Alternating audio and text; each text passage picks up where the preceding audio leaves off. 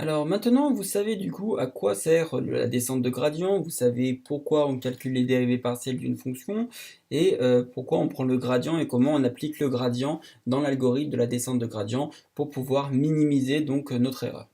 Donc, on revient donc du coup à cette erreur qu'on avait vue il y a quelques vidéos, qui nous permettait donc de calculer à quel point notre neurone s'était trompé dans la prédiction qu'il avait faite.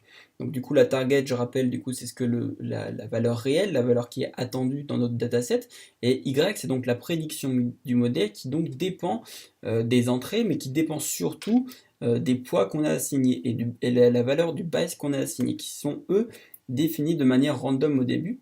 Et donc le but, ça va être donc de modifier ces poids, ces deux poids et ce bias, donc modifier ces variables pour pouvoir minimiser l'erreur. Et donc pour faire cela, on fait ce qu'on a fait du coup dans les dernières vidéos, c'est qu'on prend les dérivées partielles de l'erreur par rapport à W1, dérivées partielles de l'erreur par rapport à W2, et dérivées de l'erreur par rapport au bias. Donc je rappelle ici, il y en a 1, 2, il y en a 1, 2 parce qu'il y a deux entrées, s'il y aurait plus d'entrées, il y aurait plus de poids. Donc ces résultats-là, ils sont donnés actuellement, c'est-à-dire que je vous les donne, ces cadeaux. Donc nous, ce qu'on va faire, c'est qu'on va réutiliser ces fonctions-là. Donc la dérivée partielle de W1, c'est cette fonction-là. Dérivée partielle de l'erreur par rapport à W2, c'est cette fonction-là, etc. Ici, dans cette fonction, vous connaissez à peu près tout. Vous connaissez donc Y, vous savez ce que c'est la prédiction de modèle. Le T, c'est la target, donc la valeur réelle. Celui-ci, il faut du coup se référer à ce qu'on avait vu il y a quelques vidéos, c'est que A, c'est donc la fonction d'activation. Donc n'hésitez pas à revenir sur cette slide, de faire pause sur cette slide pour bien vous remémorer un peu ces fonctions-là. Donc Z, la préactivation, qui est la somme donc, des poids multipliés par les entrées plus le bias, et donc l'activation qui prend en paramètre la préactivation et qui passe ça dans une sigmoïde. Donc voilà l'activation. Donc ici, du coup, ce A apostrophe Z, du coup, c'est la dérivée de l'activation, donc la dérivée de la sigmoïde, du coup, fois, fois l'entrée qui est associée au poids. Donc là, pareil, W2, la seule chose qui change ici, c'est que l'entrée, c'est la deuxième entrée, parce que c'est le deuxième poids.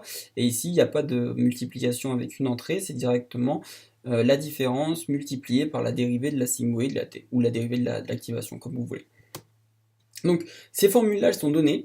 Ce qui va se passer dans la prochaine vidéo, c'est que je vais vous montrer la démonstration de comment on arrive à ces formules-là. Donc c'est une démonstration qui est optionnelle, vous n'êtes pas obligé de regarder la vidéo, mais je vous le conseille fortement pour pouvoir avoir vraiment une bonne compréhension de comment ça marche et de comment on arrive à des résultats comme ça. Il faut vraiment que vous exerciez à le faire pour vraiment comprendre. Parce que là l'idée, c'est que je vais vous donner, du coup, ces formules, elles sont données, mais mettons qu'on utilise un autre système, donc du coup avec une autre à la place d'une sigmoïde, ce soit une autre fonction, ou qu'il n'y ait pas qu'un seul neurone, qu'il y en ait deux, du coup, et ben forcément la dérivée partielle va changer puisque l'erreur va plus dépendre des mêmes calculs, le y il va plus dépendre des mêmes choses, et donc si vous vous contentez d'appliquer ces formules maintenant, sans vraiment comprendre comment on y est arrivé, et ben vous serez pas capable de répliquer la méthode sur tous les problèmes, sur tous les modèles donnés.